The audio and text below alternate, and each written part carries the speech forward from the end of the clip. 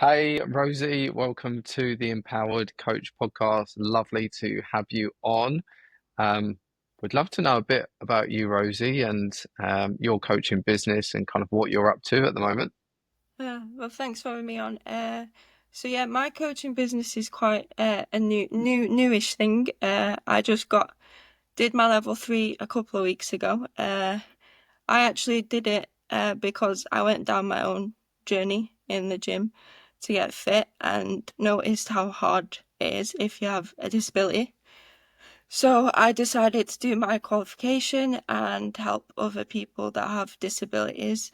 So a lot of my coaching at the minute is online because a lot of disabled people don't like going to the gym, can't access the gym, can't get the help they need in the gym. So yeah, a lot of it is online at the minute. Yeah. Would you share a bit about your journey and like how you got into fitness and why you're so passionate about it? Yeah, so I actually got into fitness from a very young age. My parents had me from the age of two in sports, so all the way through from two all the way up to when COVID hit. I was very active. I was a horse rider, swimming, wheelchair rugby, was in the gym. And then COVID hit, and none of that was possible for me anymore. Uh, so during COVID, I couldn't do a lot. I lost a lot of muscle. My ability to do things got a lot of weight gain because of that. So after COVID hit, I reached out to a PT that actually PTs disabled people. I started going there. That was about 2 years ago now. Started going there, kind of got my mobility back. Started off small, just standing up from my wheelchair, and then it slowly progressed to now I can do a little bit of walking on my walker, which I hadn't done since the age of 8 after I had an operation. I can now do a little bit of jumping, which I never ever thought could do. Uh, yeah, and then after that, I found another PT for like a bit of help with weight loss, nutrition. And then, yeah, I went to that gym, went on my own weight loss journey, and then did my level three PT through him as well. And then here on my own journey, trying to help other people in a similar situation to me. Nice. I love that. So, how is working with a PT and working with some of the goals that you have now different to like the support maybe you had through the GP or a hospital? Um, So yeah, through really curious to GPs, understand that. yeah, so through GPs, hospitals, physios, it's actually quite hard, no matter your disability, to get the support you need. You have to fight for everything that you want. I actually was kind of lucky that my mum fought for everything for me. But then once you hit 16 and you're no longer under the children's, that support just goes away. So you get no more physio, you get no more doctor's appointments to make sure that you're fine. The only thing I have now is I see my cardiologist for my heart, but that's every 3 years rather than a year. If I need anything like operations and stuff now, I have to go to my GP who doesn't know anything about my condition. Uh, so that's quite handy. I have to go through him to find a doctor that can do what I need doing. And yeah, that's not helpful. Physio stops. So once she's 16, you don't really get physio anymore. So that's why I found PT helps because you can kind of do your physio through PTing. Uh, and I actually gained more through the gym and through a PT than I ever did with physio because you get that one to one. You do a physio, but they're not really interested in what you can do. They're just interested in do these certain exercises. They're not really interested in pushing you. Whereas with a PT, they push you and push you, uh, and you gain a bit more, I think, compared to physios where they don't push you, it's just the same exercise, same sets every week. And so, yeah, I think PTs are better if you get a right one that knows what they're doing, knows your condition, knows your limits, knows what you can do. I think it's very important to find a PT that just focuses on what you can do and not what you can't do. Because I think if you focus on what someone can't do, then you're not going to get much out of them because they see it as a downfall, like it's a limit, and you don't want them to feel that limit. Yeah. Do you feel like there's a gap in support that you're um, through your qualification and through your coaching that you can kind of fill that void in terms of support and progressing people to another level? Yeah, there's definitely gaps. Like I said, majority of disabled people in the disabled community, I'd definitely say around 90+%, once they hit that 16, their support's gone.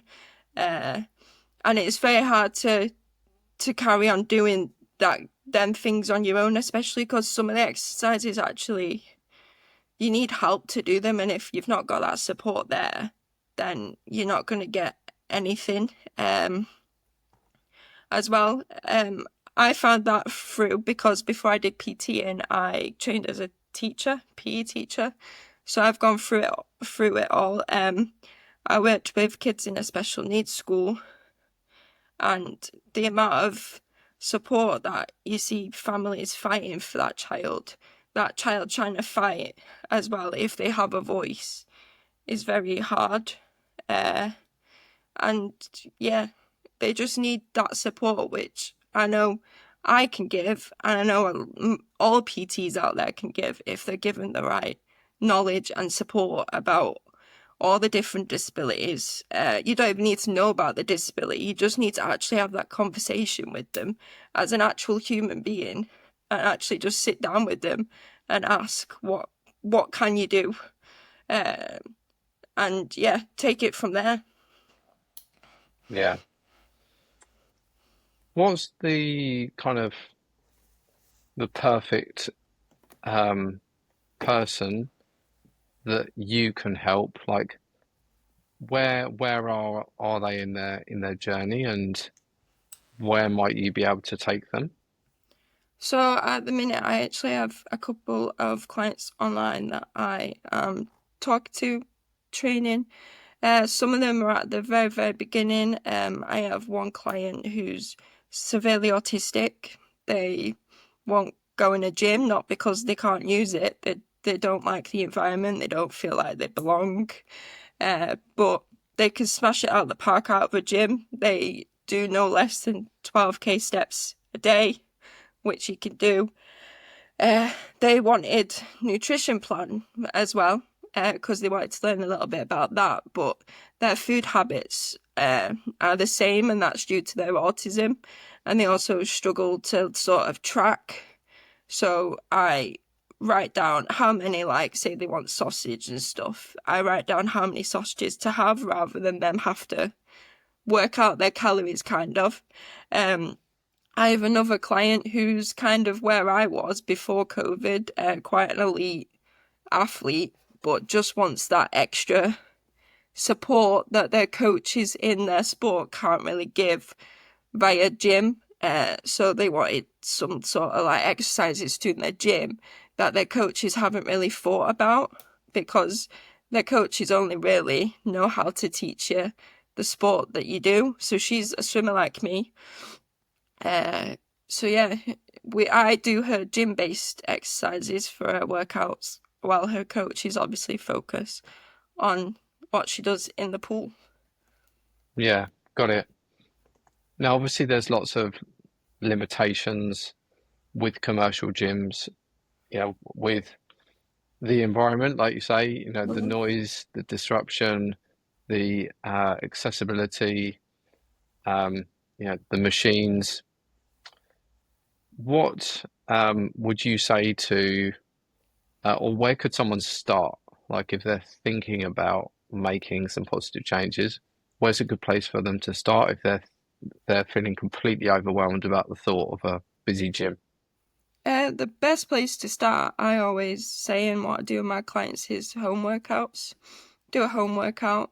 You don't even need equipment for it. You can use your own body weight. Uh, Use stuff you have in the kitchen. I've had a client that doesn't have weights and stuff, so I've literally had them get some beans out the cupboard and just use them as a starting point until they either get equipment or they feel like they could potentially try the gym. Um, Most people don't avoid the gym because it's not accessible.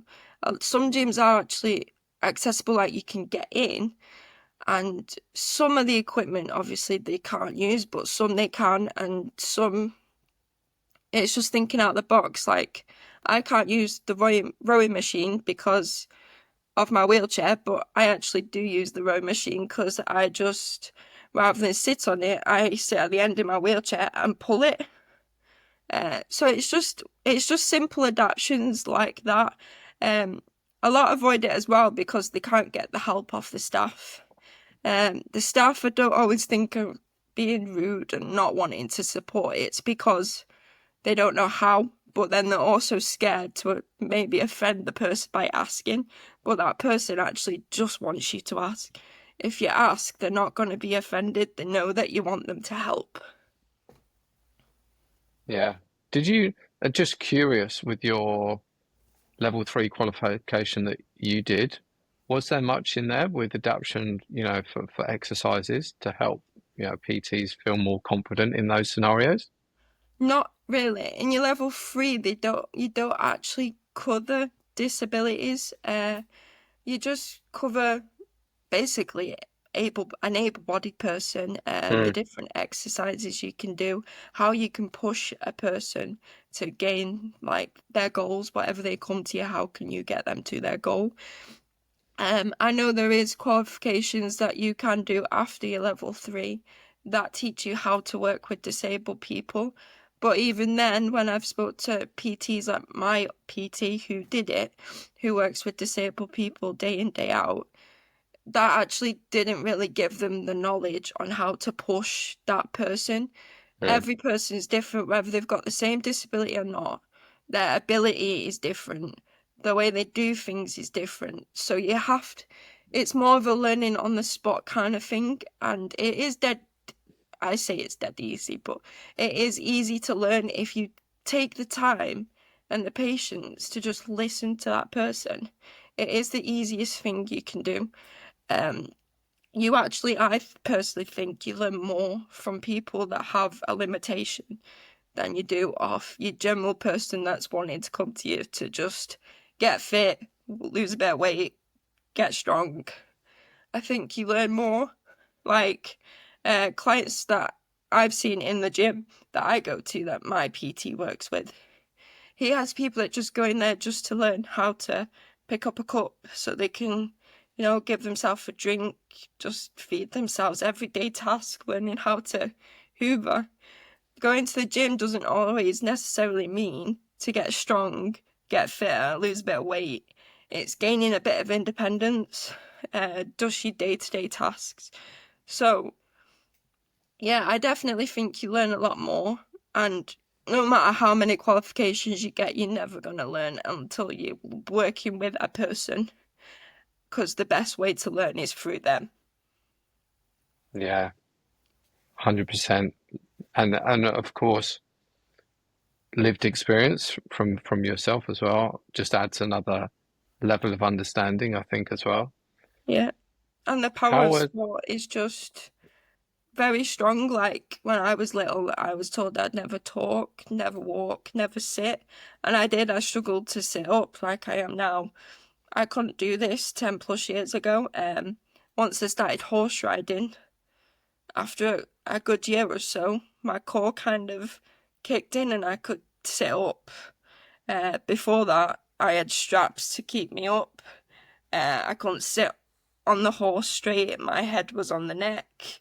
And yeah, after a year of that, just that alone, my core kind of, yeah, kicked in and could do it. So the power of exercise and moving your body It's Mm. just, it is mind blowing what you can actually achieve. It's just consistency. Yeah, I totally agree. Like fitness for anyone can be absolutely life changing, and it often carries over into all areas of your life. Have you Yeah, noticed that? Is there, yeah, areas of your life that you've seen improve since you've been on this yeah, fitness journey? definitely. When I started being able to stand and take a few steps, that's definitely improved the quality of my life and my independence. Like now, because I can do that, I can go into the kitchen, take the foot plates off my wheelchair and stand to be able to reach the top cupboards. Whereas I couldn't do that before if I wanted to go in the kitchen and make myself something and all the stuff was in the top cupboards. I'd have to either wait till someone was home or when they were home, ask them to get it me. Whereas I don't have to wait and ask now.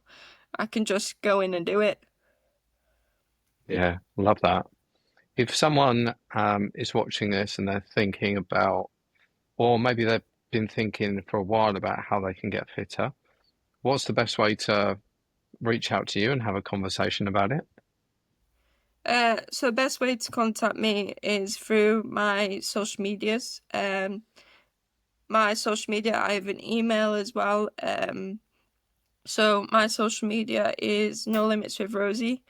Just literally message me on there and I can get you sorted. If I will help you, and I will also get you in touch with a lot more other people that can also help you uh, in areas that I might not be able to help you because it's it's sometimes a team effort to get people to where they need to be.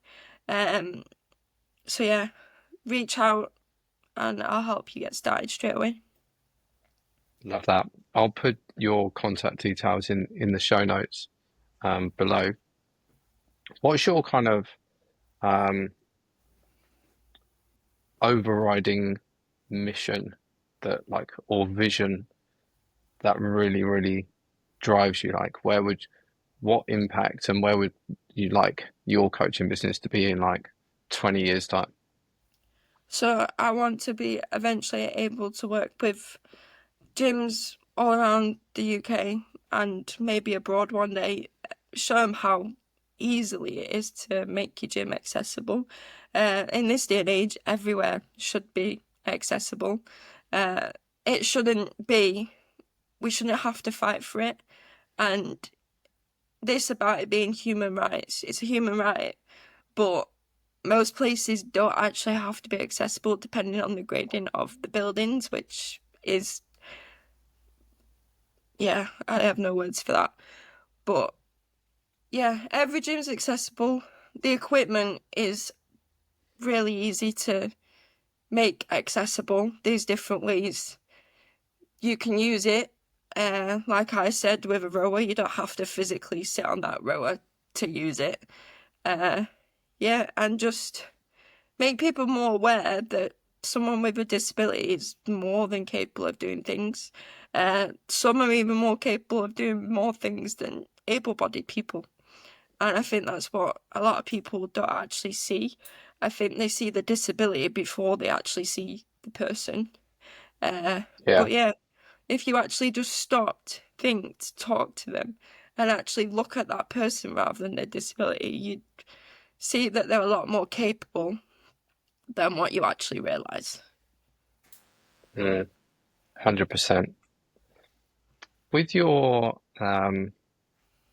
journey in terms of marketing yourself, I think one thing that coaches struggle with sometimes is they get qualified, they get taught how to help people, but they don't necessarily get taught how to market or sell their service. They kind of presume now I'm qualified, people are just going to come to me for help, Yeah. and they can get a bit stuck, you know, when that doesn't happen. How Yeah. how have you felt, or what experiences have you kind of gone through in terms of putting yourself out there on social media and starting to market yourself as a coach? I am slowly doing that. It is very hard, especially when you're kind of like me, that's kind of sat in the background kind of a lot. It is hard to promote yourself, especially when you're not that outgoing person, when you're more of like an introvert like I am. It is very hard and I am learning it. Um, but I think it's just being yourself, showing who you actually are, why you actually want to help the people. Like, what is your purpose behind what you want to do? Yes, you're qualified, you're a PT. You want to help people get fit, strong, anything, but what is your real reason behind that? Uh, the, I think the best way as well is showing your journey, how far you've come, which is what I'm currently in the process of doing. Uh, but yeah, the best thing to market yourself, I think, is just be you and actually show you care. Why do you care? Yeah, Yeah, I couldn't agree more, Rosie. You're yeah, people by people, and they will connect with your story. And if it yeah, resonates, then you're the coach that they'll want to go to. And I'm the same. Like I'm quite introverted and always have yeah, been, but I just show up as me, and yeah. that takes practice. You know, it's hard at the start, but you kind of have to get It's over the very some of that hard. imposter Yeah, syndrome and that I'm very at the perfectionism, and start of my journey, and it is very hard. But I think the one thing is literally just be yourself. I think if you start looking at other people's social medias that are quite ahead of the game of you, and you start kind of trying to copy, you're not going to get anywhere because you're not showing your true self. You're not actually showing your journey, your purpose. You're just trying to follow suit. And I think if you do that, you're not going to get anywhere. yeah. There's two things that happen when you start to copy the big influencers. One is you just sound like them, and why would anyone listen to you when they've got 100,000 more followers? And two, you start to get in your head, and you start to think, well, actually, am I an imposter here in this industry? Like, am I good Hmm. enough to be in this industry? Um, but social media is noisy. You open your phone and it's so difficult not to start scrolling and start seeing this Yeah. stuff. So you really have to try and protect your own energy Yeah. and be It is very disciplined hard to about how not much. follow. Very hard not to follow. Mm, Like when I started my social media for my business, when you see on the amount of PTs and their content, it is very hard to be like, well, why aren't I doing that?